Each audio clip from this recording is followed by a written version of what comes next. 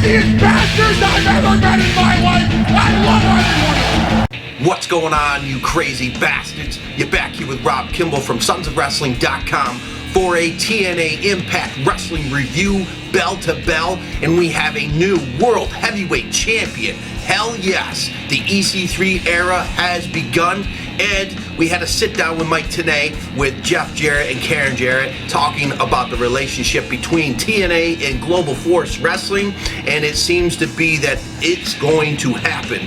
There is a relationship between the two, and we're going to find out a little more next week on Impact Wrestling on Wednesday night. So, moving on from there, let's break this down. Starting off with the BDC versus the Rising. Now, whichever group loses must disband.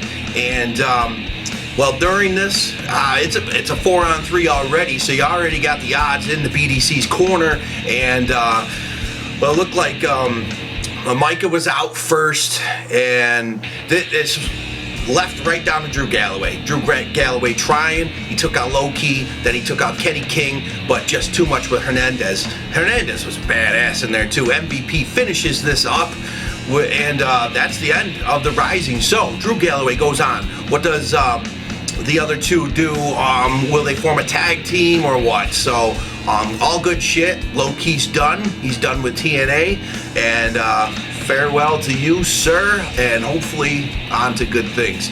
Next, after that, we have James Storm has a confrontation with Magnus and Mickey James, rightfully so, and well, they demand that he gets his one more curl that he says that he can get, so we can have a 2-on-2 next week. I think it is going to be. They didn't necessarily say here, but it looks like we're going to get that, and Mickey James is one more match, so we're going to get that soon. Next up, Heels versus Wolves.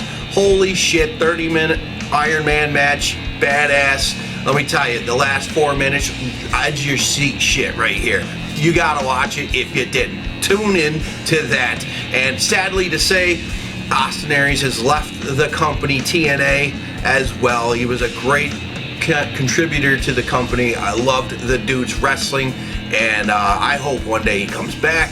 And who knows, it might be part of this whole Global Force Wrestling thing in TNA. Who knows?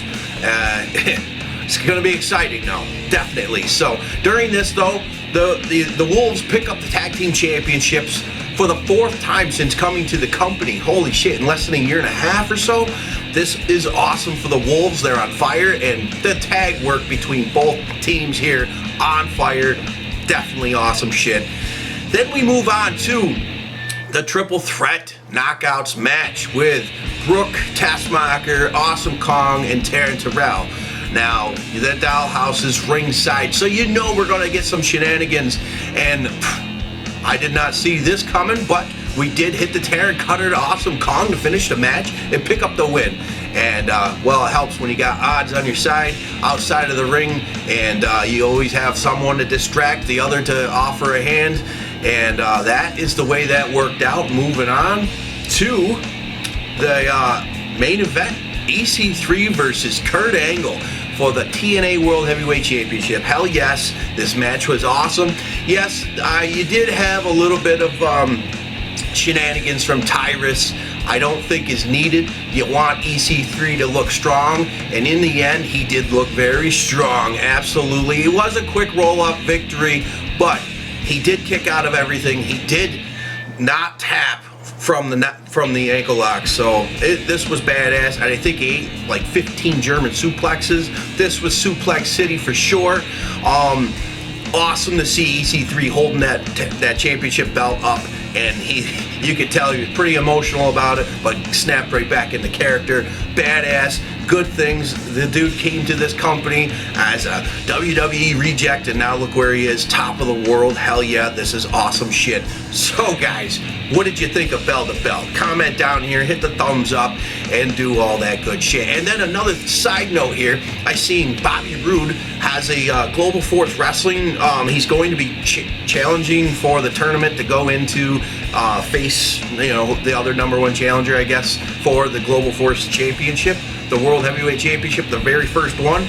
So you got this already relationship between the two companies working together, so this could be pretty goddamn cool. Roster changes, you know, it's gonna be awesome. It's gonna be good for wrestling fans, and I think that's pretty cool.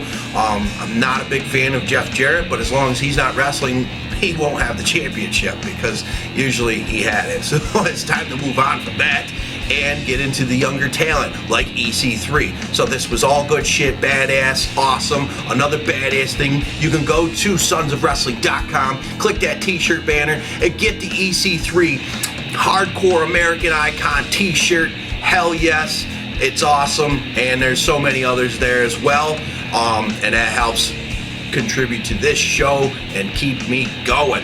And thank you guys. Can't wait to see next week what's going on. But this bell to bell was a goddamn fire. So I will catch you next time. Peace.